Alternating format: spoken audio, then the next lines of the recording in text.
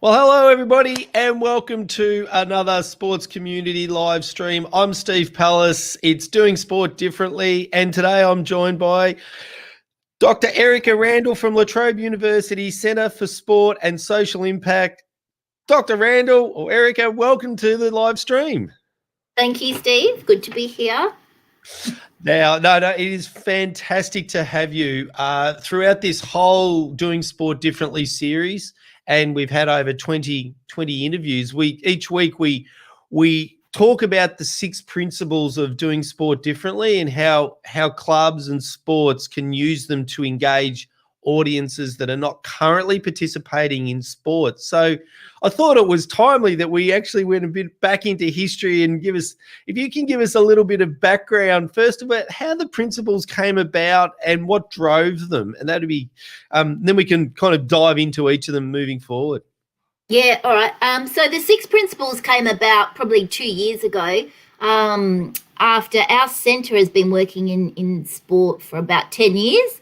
For the past 6 years, we've been working specifically with Vic Health and a little bit with Sport Australia around participation. Yeah, how to engage those people that are perhaps less active or those people that aren't as sporty and weren't engaged in sport. How do we actually get them involved in sport and be able to reap all the health and mental health benefits that it can deliver? And yeah, a couple of years ago, Vic Health said to us, can you run a workshop for all of our partners? And we want you to tell them everything you know in one day.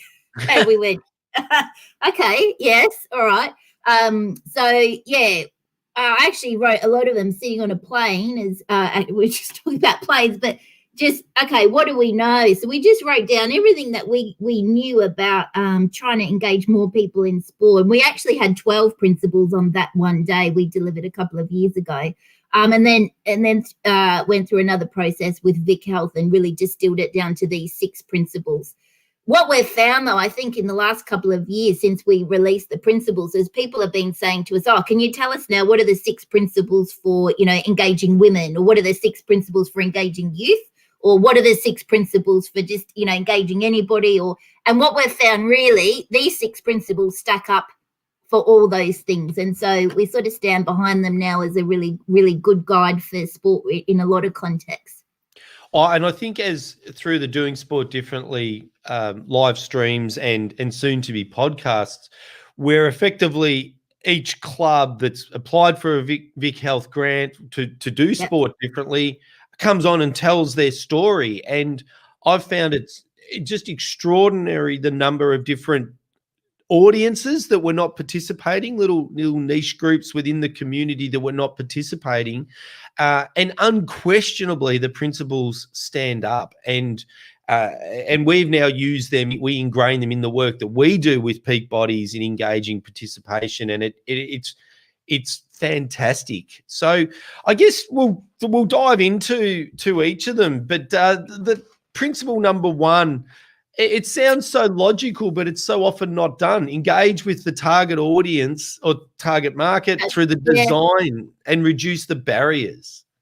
Yeah, it is really important. I agree. I think it's something really simple. People ask me what I do for a job. It's like, yeah, I just talk to people. And it is really, and I think this is something I think it's a key message for clubs, is clubs often look at this and get a bit scared by it all and think it's this great big thing. But actually it's not. It's just saying, who is in my community that's not here, and how can I talk to them and find out why not, and how can I work with them in a way, to find out how we can break down some of those barriers. I think, a really simple one is like golf. Golf is looking at how they can get more women and girls into their club. So we'll go talk to women about what they think of your clubs. Where do we find women? It's like, well, for every man that's in your golf club, there'll be a woman, a wife, a sister, a friend at work. Yeah. It's just that simple. It doesn't have to be a big target market research, activity. It is just as simple as, talking to people. So I think that is why it's principle 1, because it's where you should start. I always say, if you can't fix a problem if you don't know what it is. I can give you an example. So like me personally, I grew up playing basketball. So if you ask me to go play a game of netball, I have all types of barriers about that. And a lot of the time sports just think, oh, it's about time, money and opportunity. But you could put a netball, court next to my house with my friends, make it free, and I still wouldn't want to play because I feel intimidated by the rules of netball because I don't know what they are. And I actually heard a lot of this when I was going around and talking to youth girls about netball, is for girls that had never played netball, they found it really intimidating to go play with other girls who play netball in the community because they felt, this fear of judgment. If I do something wrong, if I don't know the rules, then they laugh at me. And I saw it, on the court. What netball did that was really clever was develop that fast five game. And that's, a game with less rules, and it's a bit more easier to play. Now, I would go and play that, and I don't think it's about clubs. I don't think clubs need to necessarily go out and change their sport. It's not about changing sport. It's just about understanding that there are different barriers to playing sport rather than those really popular time, opportunity and money. That's not just what it is. Yeah. Well, I grew up in sports clubs and there was this underlying assumption that if you didn't play, it was because you didn't want to.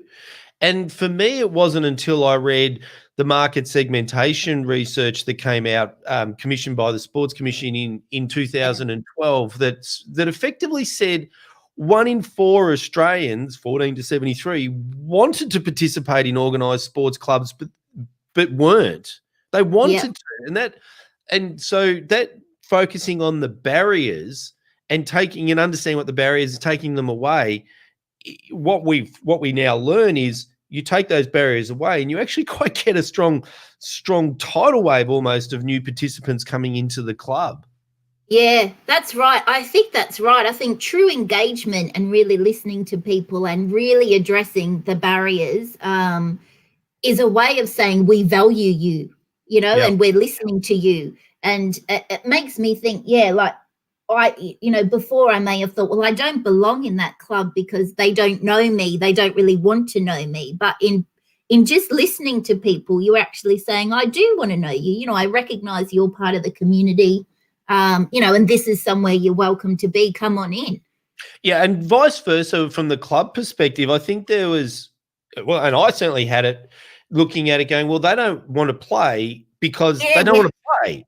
But there was nothing further from the truth now and understanding it. And one of those barriers that you just talked about, that entry level at all ages, it's if you miss the entry, the net set goes, that grade year 6-year-old to 8-year-old kind of entry level, a lot of sports don't make it challenging for more mature youth and then certainly adults to come into the sports and learn the game and learn the rules, learn the lingo, learn how to score, for God's sake, and those sorts of things. I think it's a good segue to principle 3, is that participation should cater to different levels of skill, ability, and fitness. Yeah. And that's why I think a great example of that is the soccer mums.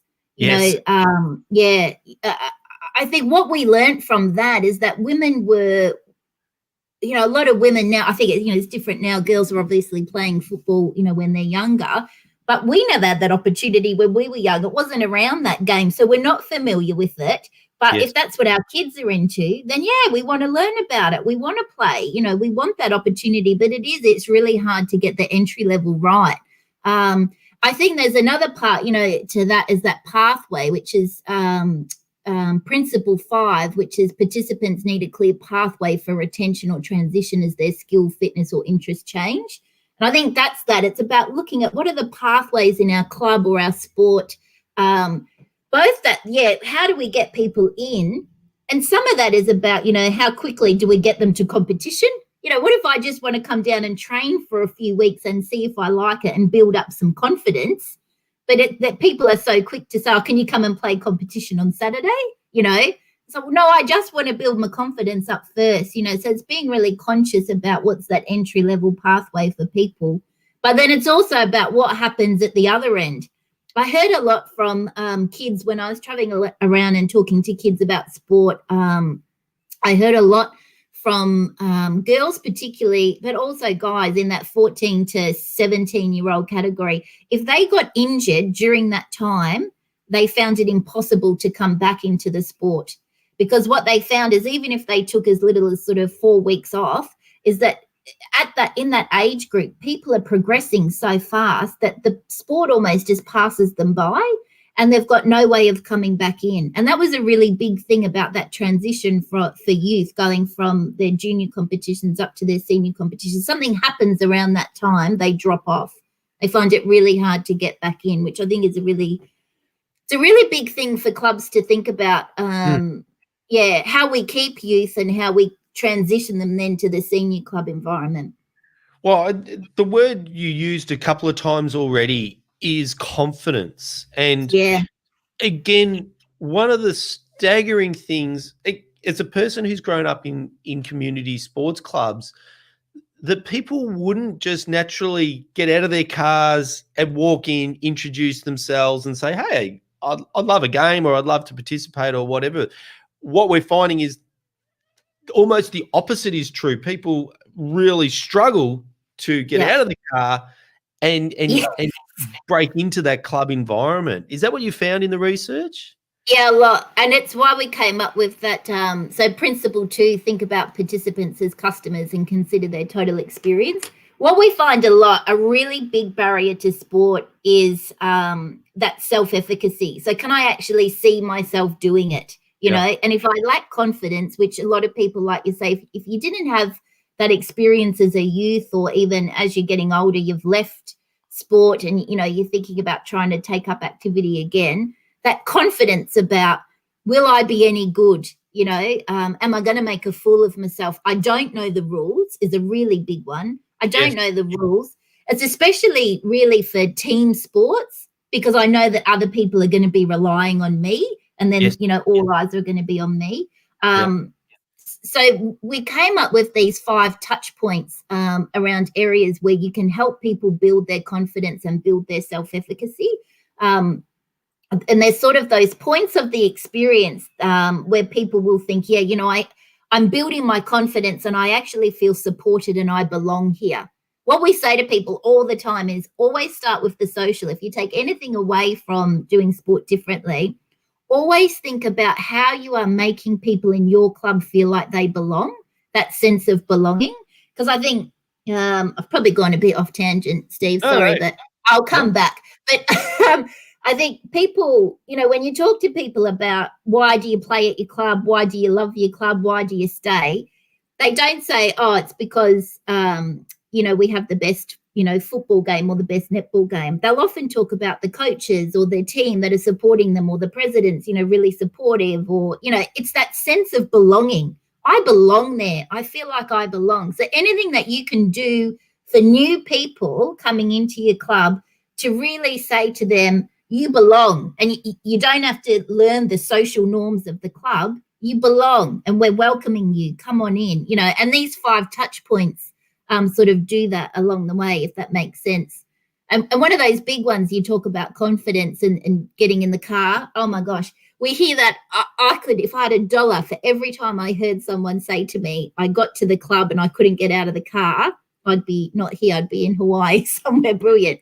And I think for those experienced club administrators like myself, that is just incomprehensible to understand. And when I first heard it, I was very skeptical. But as I said, this is the 20th or so interview in the Doing Sport Differently series, and every single week this theme comes up, and it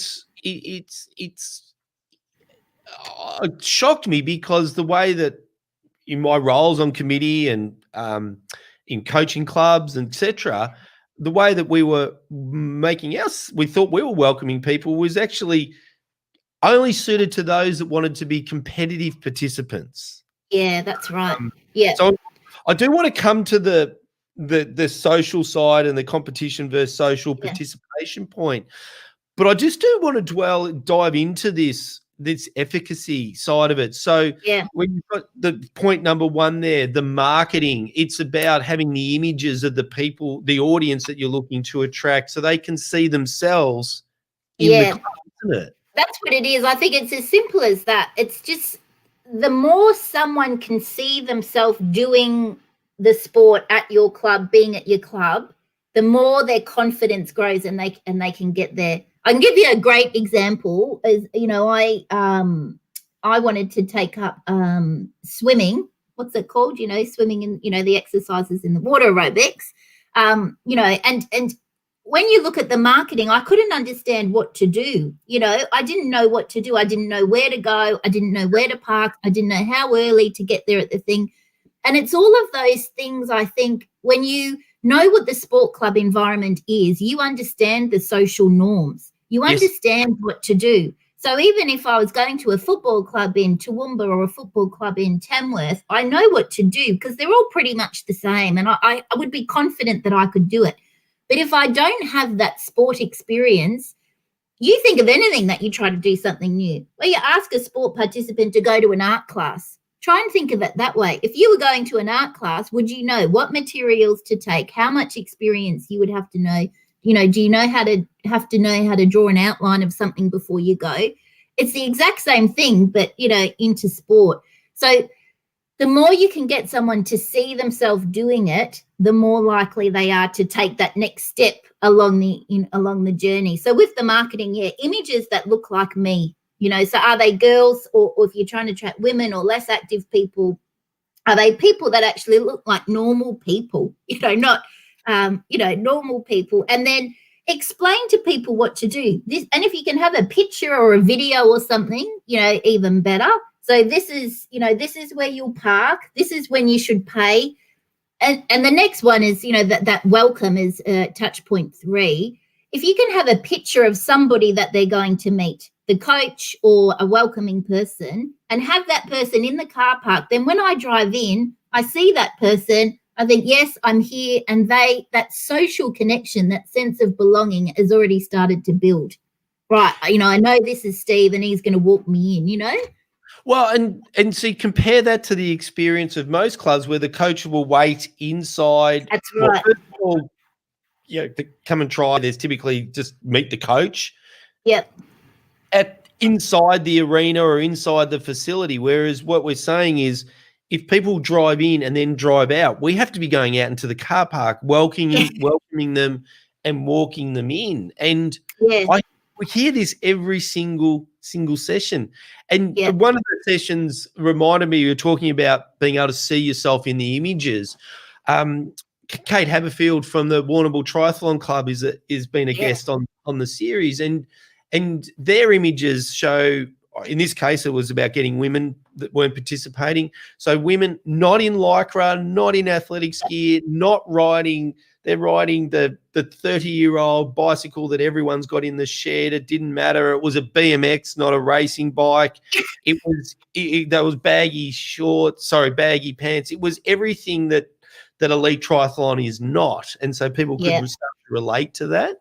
Yeah, that's right. It is. It's really simple, isn't it? And I think you don't think about it because you just think, well, if I want to attract people to playing golf, I just put a golfer there. But actually, an image says so much. And it's not until you start looking at it differently, which I guess is why it's called doing sport differently.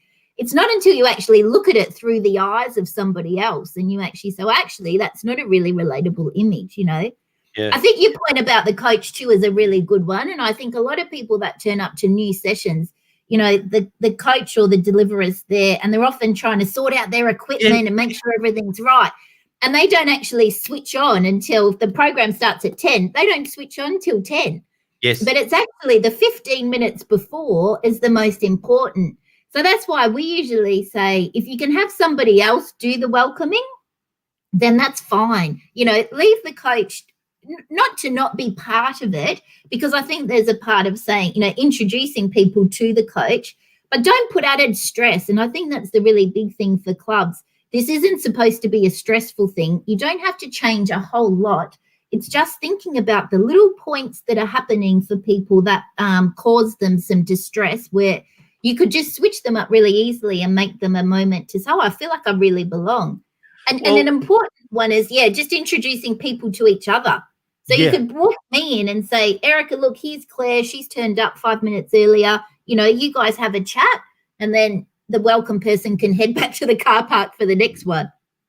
I was talking yesterday to the coordinator of a softball batter up program entry level for softball, and they very clearly had the deliverer or the coach, and then they had two people that their job were the welcomers, and they brought them in, introduced the kids to the coach, and then for the duration, so for the 1 hour of the coaching session, they were stay with the parents, introduced the club, talked about the options, talked about the players, the history. And she was talking about in that 1 hour, you could see the relationships building, the connection with the club building, and really positive outcomes coming from that investment of volunteer time. Yeah, I think that's really important. We heard a lot from that project we worked on about looking at parents of junior clubs and thinking how can they engage better with the club, and because essentially you want parents to feel part of it, and one, for retention of their kids, but second, for volunteering. And maybe future participants. Yeah, absolutely. And a lot of them don't understand the rules of the sport to the point that, they feel confident they could actually umpire or coach, or even just watch and comment and support the kids, have a decent conversation with them afterwards. And I think sorry. Or what about asking them to score a cricket scoreboard? A scoreboard. Yeah, exactly. Yeah, how would I know how to do that? But I think, and also playing with the kids at home, which I think is important, in the backyard, and really making sure that sport becomes part of the family. It's part of what we do as a family. Yeah, and the scoring, you're right.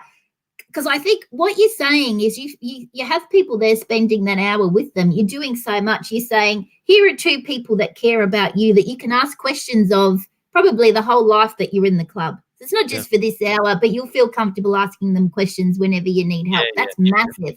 And two, you're saying, we value you being here, and we're putting these two people here to talk to you about it, so that if we did ask you to score next week, even if you weren't confident enough to do it, like even if you didn't think, oh God, I don't know what I'm doing, you would still feel confident enough to do it because you feel that social support.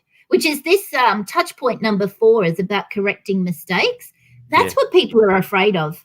Yes. I'm afraid that I'm going to make a mistake and someone's going to yell at me. I'll never forget, I was watching all these kids play, these boys play rugby. And I went around a few schools and watched all these boys playing rugby. And what I saw is that for a young boy playing rugby or AFL, a ball coming towards them is the scariest thing. That's my dog. Is the scariest thing for them. One, because if they don't catch it, they're going to get laughed at by everybody. They're going to make a mistake and the team's going to be, hating on them. But secondly, because if they do catch it, what do they do with it? What do they do with it? Yeah. And so that feeling of, if I feel secure enough to make a mistake, then I'm more likely to engage and feel confident enough to say, well, I can be here, I can make a mistake, I can learn from it, and we'll all move on, Yeah, and that making a mistake could be not finishing a walk, or not a walking group, or not keeping up, or slowing down people that you're with. Yeah. I'd like to change the tone, or the focus a little bit, and pick up one of your points. You said the foundation of the club or the experience should be social. And yet, when we look at the participation side of 99% of clubs, the only participation option they offer is competitive, competition style. So how does that, where do you see the role of social sport, introductory sport fitting in here, and how important is it for clubs to be looking at introducing social sport into their club environment? Yeah, I think it's a tough one. I grapple with this a lot too, because I can see that clubs clubs see themselves as a place for competitive sport. You know, that's what they're designed to do, and that's often what they think people come to us for.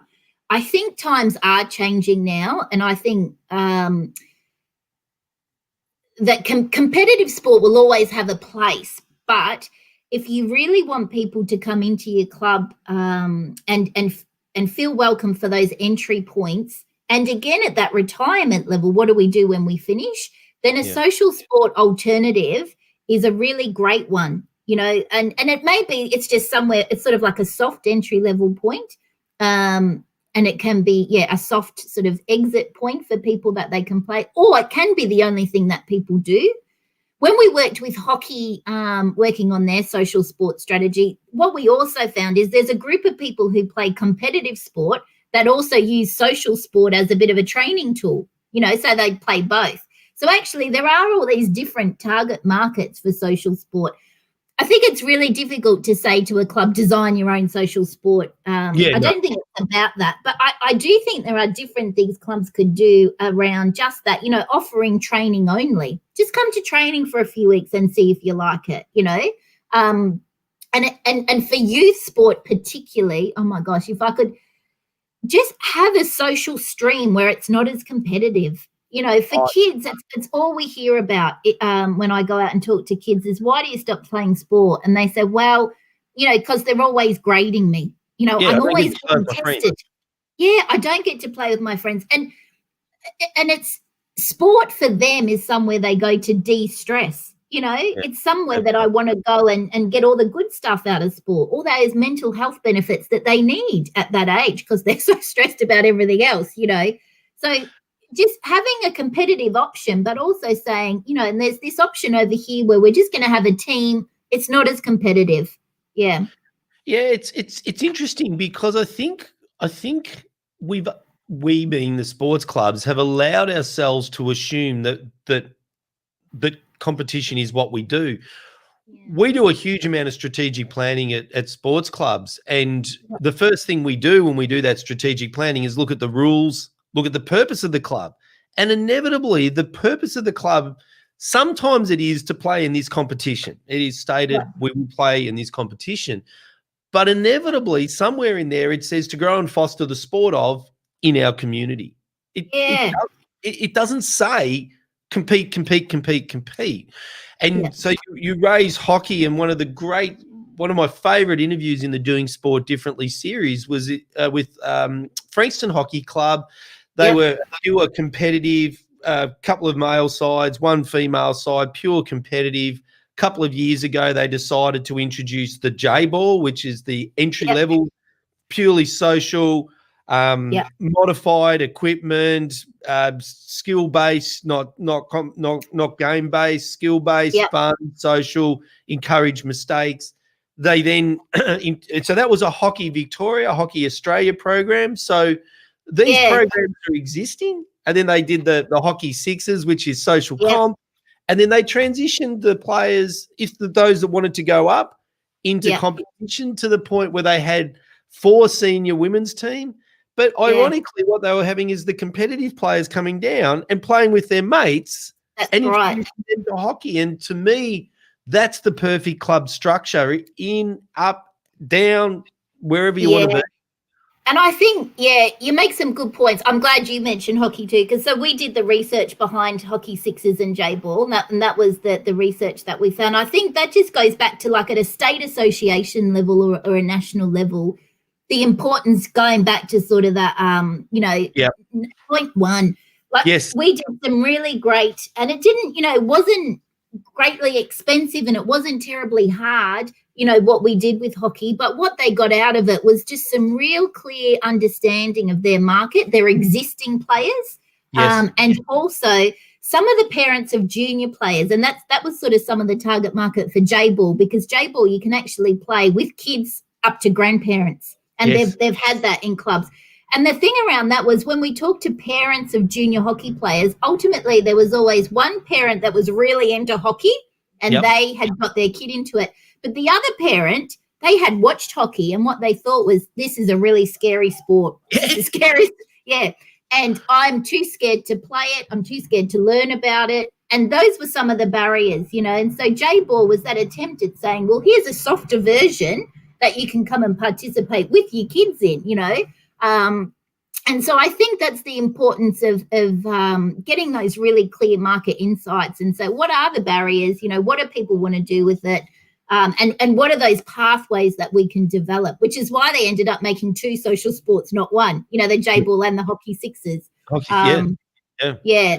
Yeah, and if we look at bowls, they've got the jack attack, junior jack attack, and they've got barefoot bowling. So you're creating that, as you say, number 4, that pathway. I come in, I social, I play around, social competition, into competition, out of competition, play whatever, social competition. I get to choose. So that's right. And I think when we link it to framework number 6, which is about sustainability, I think that's what's going to drive the sustainability of clubs moving forward is complementing competition with the broader participation options the community wants. Yeah, I think you're right. And I think it is about looking at your community. And I think that's why I think big target market research around, you know, that state associations and national associations can do in order to sort of develop new programs is great. But in your club, at your community, you know it. You know, go out and talk to people in your community, and it doesn't have to be hard. A great example is this golf club. It's on the border of South Australia. I can't remember its name, but they had a kindergarten across the road, and they wanted more women in the club. You know, what they did is they just went over to the kindergarten when they were all dropping the kids off at the kinder and said, do you want to just come over and have a look at the club while the kids are at kinder? You know, so there's a couple of hours there where they're free, you know, and they did that. And 9 women ended up going through a beginner program, and 3 of them ended up becoming full members. The others just played a little bit, not as regularly. But it's that, isn't it? It's about saying, who's in my community? Where can I go and reach them? Yeah, what do they want? And how can I just give them different options about what they might want in my club? And then inviting them in and making them feel welcome. So you've talked to hundreds and thousands of people, participants, probably more importantly, non-participants, peak bodies. If I'm a club that's purely a competitive club and that's my only participation options, and I'm looking at it going, I'd like to build that social side of it, which has so many benefits to my club. What would be the top tips or suggestions that you would give more broadly to a club going down that journey? Yeah, I think definitely ask yourself why you want to do it and make sure that you're genuine about welcoming new people in. And I think it's something that you've got to take your whole club on the road with, share the vision. Because the thing is, one bad experience can really turn people off. So it's no good inviting we often see this, you know, we want people from culturally and linguistically diverse backgrounds come into our club, you know, and he said, but what are you bringing them into? Make sure that your club is actually supportive of it. And that's important, you know, and that may just be sharing the vision or opening up and having a club forum about ideas. So number 1, I would say would be think about why you want to do it and make sure the whole of club is on board. And then 2, I'd say, you know, look at the opportunities in your community and where are the groups of people that might want to play. And if it's youth, then head out to a school maybe, you know, and talk to some or get some of the kids of your adult competitors in and talk to them about what they might want. I think if you're going to introduce a new program, you probably need the support of your state association on board. And I think there's some great, you know, like we talked about, there's some great programs out there. But I think don't be scared and don't think it has to be big and don't think it has to be all changing. If it's just we set up a runabout game of netball or football or golf or just a runabout game, you know, on a Sunday afternoon for some people and see how it goes. Yeah. It's not hard, you know. Don't overthink it. Don't overthink it. No, I think the thing is, though, about having the whole of club on board is the other thing is you don't want to start something on a Sunday afternoon and keep it there and not integrate it into the rest of the club because then you're ostracizing people and you don't have that sense of belonging. It's often the fault we see with, you have women's programs on one day and men on the other, and never the two shall meet, and it's a separate club. So include the whole club in it. Start small. Fantastic. Fantastic. Well, we've gone well over the half hour. We started off thinking these would be 20-minute discussions. They drift out a little bit further, but we've managed to drift to 35. So, Dr. Erica Randle, I could talk all day. Your knowledge and experience is extraordinary, and the guidance that you provide sport through the research and the sharing the learnings is fantastic. So thank you so much for joining us today on the live stream and being part of our sports community. Thanks, Steve, and thanks for all the other ones that you've done. It's great to give clubs a voice. I love it. Thanks. Oh no, I'm just wonderfully proud to be able to share the stories and successes of clubs doing sport differently. So it's fantastic, but it starts with the research. It starts with the learning, collating it, and then sharing it. So yeah, we just get to talk sport all day, which is nice. Good. All right, until next week, everybody, where we back to Clubland. I'm Steve Pallas. Dr. Randle, thank you so much. And thank you all for being part of our sports community.